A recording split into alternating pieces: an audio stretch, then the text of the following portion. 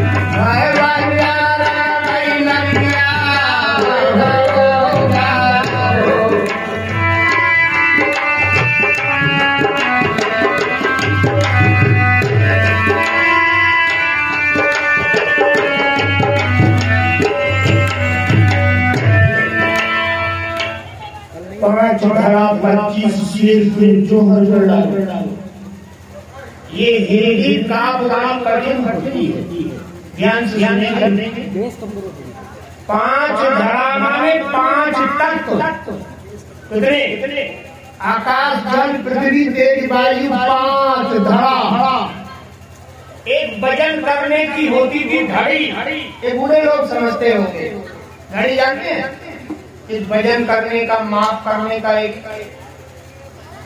होता है तो साहिब कहते हैं 5 धड़ा 25 से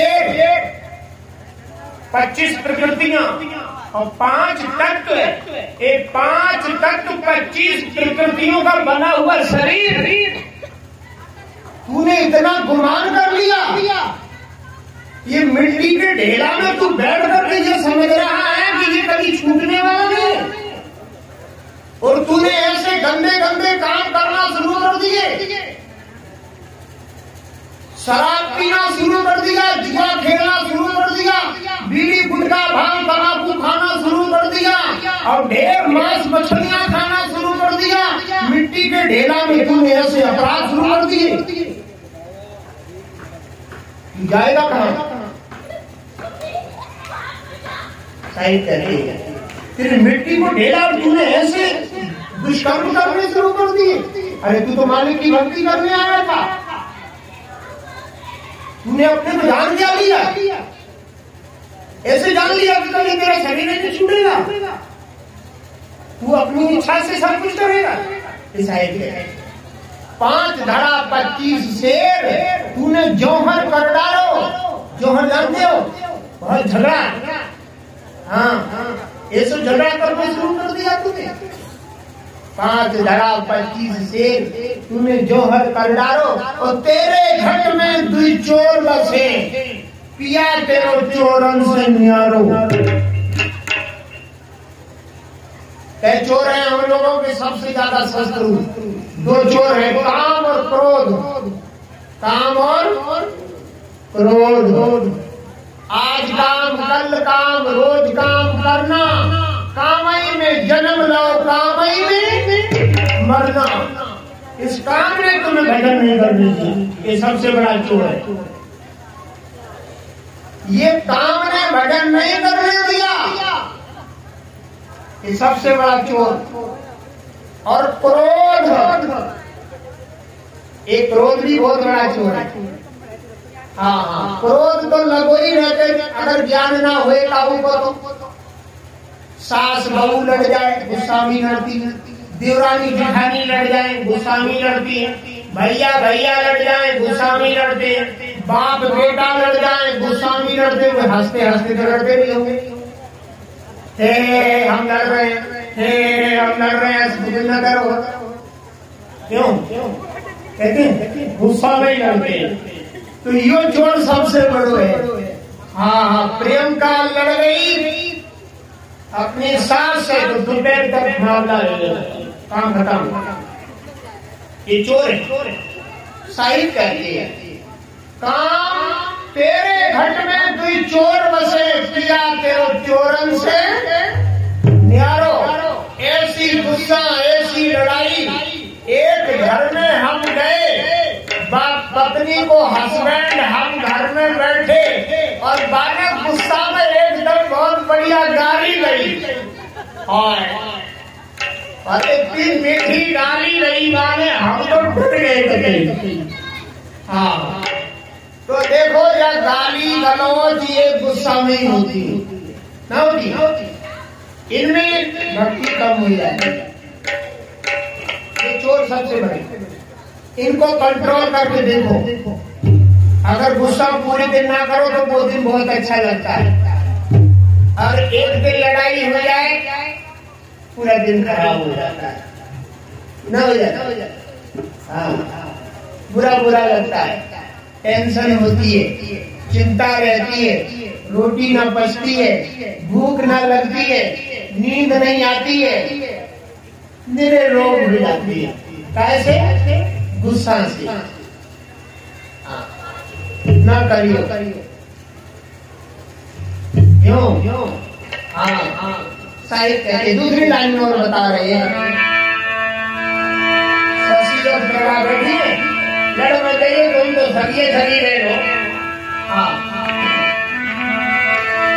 बताया है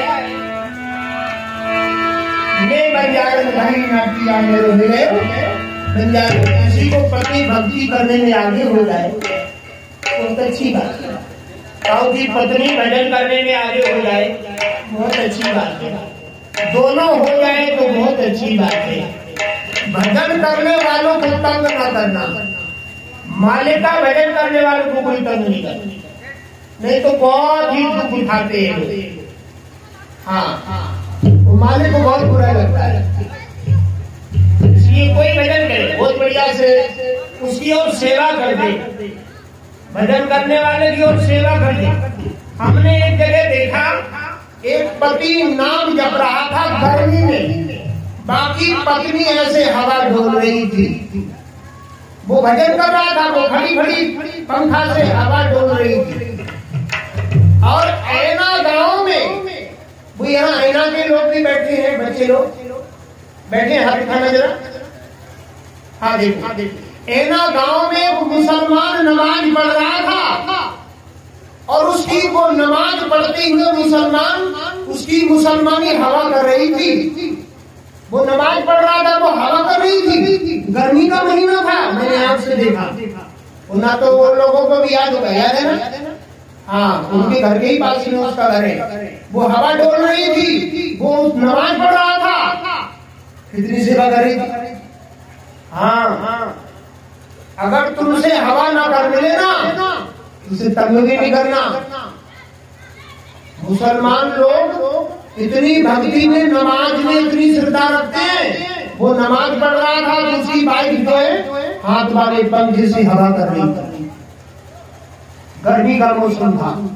तो भजन करने वाले को तंग ना करना, सेवा ना करने में तो हाँ उसे समय दे देना, उसके पास शोर ना बचाना, उसके पास ज्यादा इधर उधर की बातें ना करना, उसके भजन में बाधा ना पड़ जाए। हाँ ये सब मैं आपको देखी बातें करता हूँ, प्रमाण देता हूँ, कहीं नहीं देख लेता हूँ। भजन करना ना करो, करने वाले बताया है।